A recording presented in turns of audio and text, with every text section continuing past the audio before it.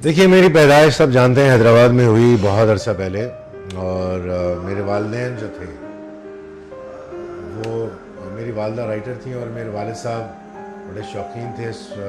बड़े बहुत सारे इंस्टीट्यूशंस में उन्होंने उसकी सरपरस्ती की, मतलब फ़ाइन आर्ट्स की। फ़ाइन आर्ट्स एसोसिएशन है हैदराबाद बना बना। तो इसीलिए मेरे ख्याल बचपन से मैंने आया, मेरा तजुर्बा जो है वो बड़े अच्छे अच्छे फ़नकारों को बहुत कम उम्र से मैं सुनता आ रहा हूँ। तो उनका असर जो है शायद किसी वजह से वो मैं आपको बता देता हूँ। देखिए क्या है, आपको मैंने जैसा बताया कि मैं जब छोटा था 6-7 साल की उम्र में हमारे घर पर महफिलें होती थी जिसमें मुख्तलिफ शोरा जो कहते हैं पोइट्स, बड़े बड़े पोइट्स, सिंगर्स उस ज़माने के जो मशहूर थे, उस ज़माने के जो आज कोई जानता नहीं, हर किस्म के, और शायकीन जो कहते हैं ना, जो connoisseurs of music and art and culture, literary people, they used to come and come to our house every Saturday night, and there used to be a महफिल in the sense absolutely on the floor with white sheets, and मैं English और उर्दू दोनों में मैं I'll talk because it'll be easier for your viewers. तो वो जो महफिलों का माहौल होता था कि I used to sit there as a child and listen, absorb subconsciously. You see, when a child is exposed to this culture and art at a young age, so you automatically you have that, जो उर्दू में लफ्ज़ है शऊर पैदा होता है slowly बच्चे में, the power of differentiation, what is good and what is, so I think that's very important. तो आप जिनका नाम ले रहे थे, जानिसार अख्तर साहब भी हमारे घर आए थे, जो जावेद अख्तर साहब के वालिद साहब हैं। लेकिन जानिसार अख्तर अपनी हैसियत में बहुत बड़े शायर हैं। He is class among the great classical poets amongst the likes of Sardar Jafri and Ali Sardar Jafri साहब, कैफ़ी आज़मी, उनसे भी सीनियर रहे हैं। एंड एक मुझे याद है, एक बार रात में वो आई थिंक आए थे हैदराबाद मुशायरे में। तो मुशायरे के बाद हमारे घर आए थे खाने के लिए, रात के 12, साढ़े 12, 1 बजा था, मुझे याद है। तो ऐसा माहौल चलता था। और फिर उसके बाद मैं किसी ने डिस्कवर किया कि मेरी भी आवाज़ अच्छी है, मैं गाता हूँ। तो उन्होंने फिर मुझे एज अ चाइल्ड आर्टिस्ट बोले, चलो गाओ बेटा। तो अगर आप मेरी वेबसाइट पर जाएँ तो एक तस्वीर भी है मेरी गाते हुए। हकीम रागी साहब एक सिंगर थे उस ज़माने के, वो बजा रहे हैं हारमोनियम और मैं गा रहा हूँ। तो बट ये एक शौकिया था। लेकिन उसके बाद मेरे वालिद साहब जो थे, अब्दुल अजीम खान साहब, वो उन्होंने कहा कि देखो बेटा, अगर तुमको ये फ़न में कुछ करना है, ये प्रोफेशनली करने की बात नहीं थी, जब सिर्फ कि अगर आपको ये सीखना है तो अच्छा सीखो। और तो उन्होंने फिर उस्ताद रखा। मेरे जो उस्ताद थे समद खान साहब, उनका ताल्लुक़ था किराना से।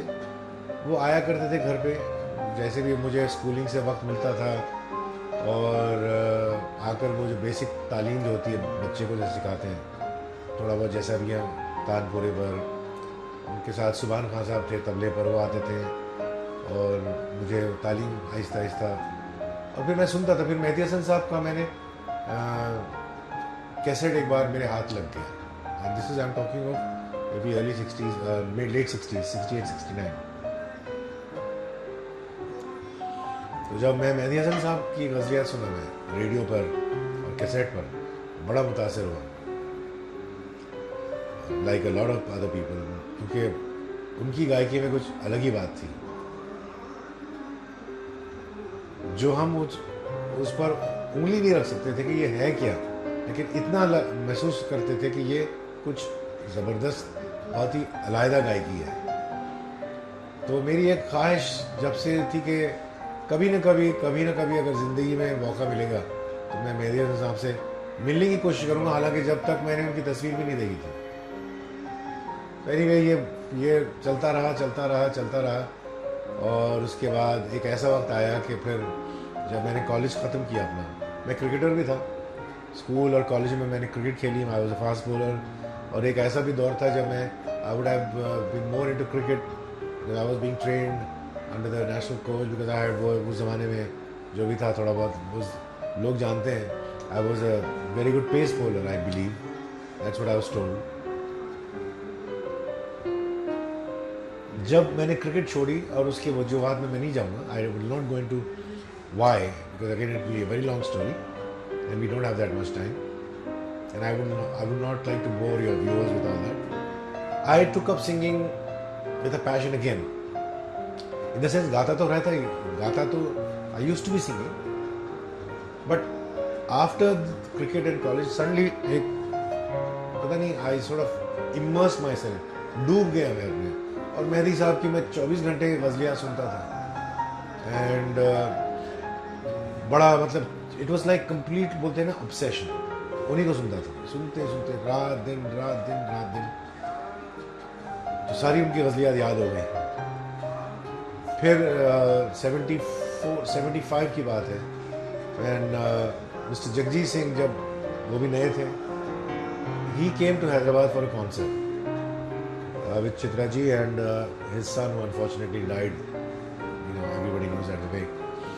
He had a concert at Ravindra Bharati, ek hamara wahan par. My father took me to the concert. We went in the afternoon actually, दोपहर में गए. जगजीत साहब खड़े थे आइल्स में, रिहर्सल चल रहा था, साउंड बैलेंस हो रहा, and I had just finished college. I must have been about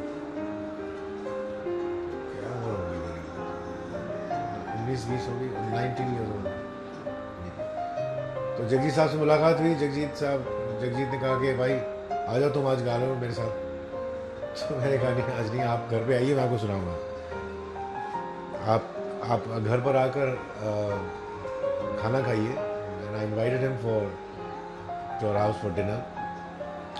so the next day, आप प्रोग्राम के बाद दूसरे दिन वो और चित्रा जी घर आए और महफिल, मतलब खाना वाना हुआ. तो फिर वहाँ पर मैंने एक, मेरा हारमोनियम वाला था, तो वहाँ मैंने हारमोनियम खोलकर उनको सुनाया.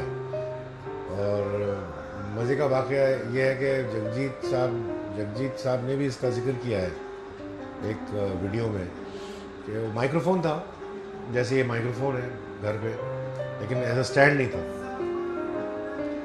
तो उन्होंने बोला कि ठीक है तुम गाओ, मैं माइक्रोफोन हाथ से पकड़ता हूँ और तुम गाओ. मैं गाने लग गया, मूड में गाने लग गया बहुत. सॉरी. और होता है ना कि आदमी सोचता नहीं, यंग थे हम, मेरे ख्याल 1 घंटा हो गया था शायद, पता नहीं. तो मेरी वालदा वहाँ से इशारा की, फिर भाई बस करो, कब तक वो आप पकड़े रहेंगे माइक, बहुत हो गया सुनाना. एनीवे हमारी दोस्ती हो गई. फिर उन्होंने कहा कि why don't you come to Bombay, आओ. और तो मैंने कहा ठीक है. 76 में फिर मैंने बम्बई आया मैं, और उनके घर गया, उनके साथ घुमा फिरा. उनकी छोटी फिएट थी 1955 की, बक फिएट कहते थे उसको, उसमें हम घूमते थे. And I went to all the music directors और I to get a break as a singer. उस ज़माने में सब आते हैं प्लेबैक सिंगर, फलां ये वो. बहुत लोगों ने प्रॉमिस किया, मैंने गाना रिहर्स भी किया. जयदेव जी ने गाना मुझसे रिहर्स भी करवाया कि ये रिकॉर्ड करेंगे. शंकर जी थे, शंकर जयकिशन गुजर चुके थे. शंकर साहब थे, वो भी हैदराबाद के ओरिजिनली, शायद लोगोजा. तो उन्होंने कहा कि मैं तुम्हें और एक गाना गवाऊँगा. फिर ऐसे ही, मतलब उसके बाद फिर मुझे मेरी खाला के साथ, माय आंट, उनके साथ मैं ठहरा हुआ था यहाँ कोलाबा में, रईसा खाला. तो एक दिन हमारी दूर की कज़न, उनकी कज़न, हमारी मेरी वालदा की कज़न लैला आपा उनका नाम है, वो आई हैदराबाद से. She was going to back to Toronto. वो टोरंटो में रहती है, उनकी सारी फैमिली. उन्होंने कहा कि अरे तुम टोरंटो क्यों नहीं आते हो, हम लोग वहाँ पर विल ऑर्गेनाइज समथिंग. तो ऐसे ठीक है, आप बुलाइए, मैं आता हूँ. जिससे मैं जाकर इंतज़ाम करती हूँ. And I don't know whether you know this, उस ज़माने में there was not even a visa. You didn't need a visa to go to Canada. आपको वीज़ा ऑन अराइवल होता था उस ज़माने में. 77 की बात है. So I arrived in Toronto in 77 on the 3rd or 4th of April. मुझे याद है, फिर लॉन्ग फ्लाइट एयर फ्रांस से आया था मैं. के साथ मेरी वहाँ खाला थी, वहाँ पर भी, वहाँ महफिलें बहुत हुई, इनके घर पे उनके घर पे, और वहाँ नाम हो गया।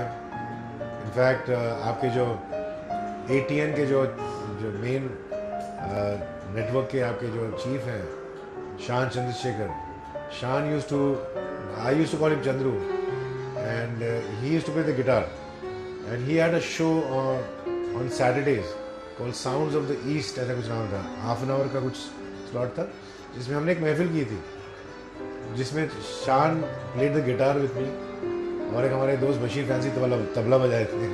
It was just a local, तो that's a long time back, and होते होते होते now it's a long story, I can not recite my whole life story in one sitting.